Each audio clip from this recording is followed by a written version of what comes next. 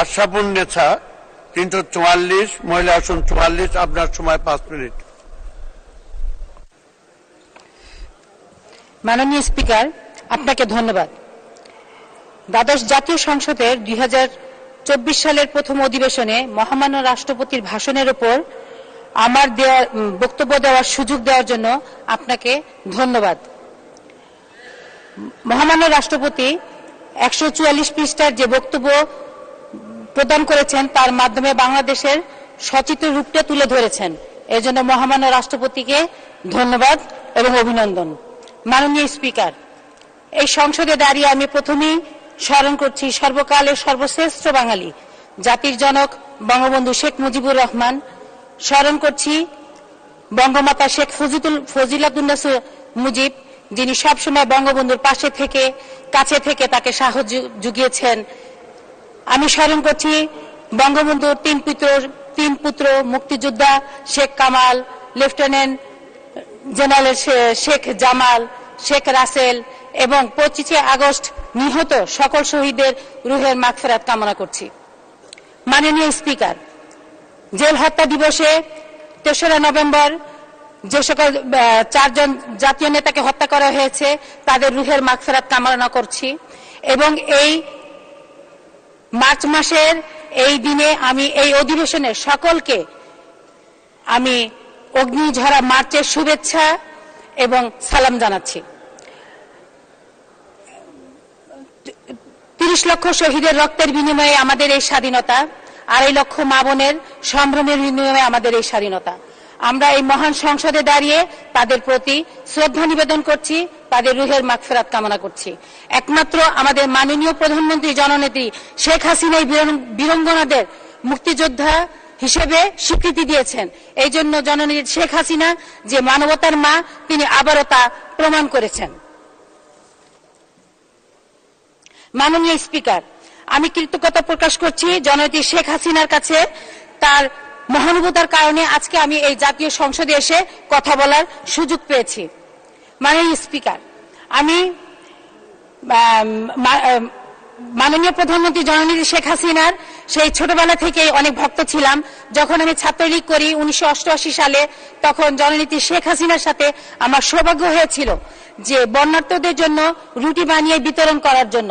তখন 32 নম্বরের সেই গ্যারেজে প্রধানমন্ত্রী জননেত্রী শেখ হাসিনার সাথে একত্রে আমি তখন রুটি বানানোর সেই কাজে অংশগ্রহণ করেছি। এই জন্য আমি আমার জীবনকে খুব ধন্য মনে করি।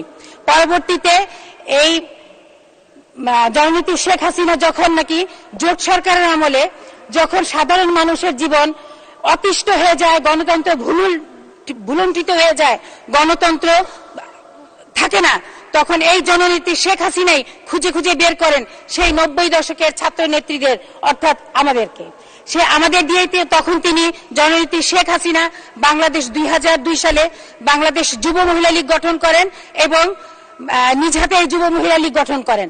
পরবর্তীতে দেখা যায় যে এই যুব মহিলা লীগেই আমাদের প্রতিষ্ঠাতা সভাপতি নাজমা আপার নেতৃত্বে আমরা তখন এই গণতন্ত্র পুনরুদ্ধারে এই যুব মহিলা লীগ বলিষ্ঠ ভূমিকা গ্রহণ করেছিল।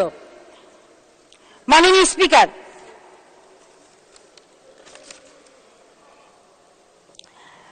বৈশ্বিক করোনায় মাননীয় প্রধানমন্ত্রী সফলতার সাথে মোকাবেলা করেছেন এবং এর পরবর্তীতে সামাজিক পরিস্থিতি স্বাভাবিক রাখার জন্য তিনি সরকারের অন্যতম চ্যালেঞ্জ যা তিনি সফলতার সাথে পালন করেছেন। ওএমএস কার্ডের মাধ্যমে গরিব সাধারণ মানুষের কাছে 15 টাকা কেজি চাল এবং 24 টাকা কেজি আটা বিতরণ এখনো অব্যাহত রয়েছে এবং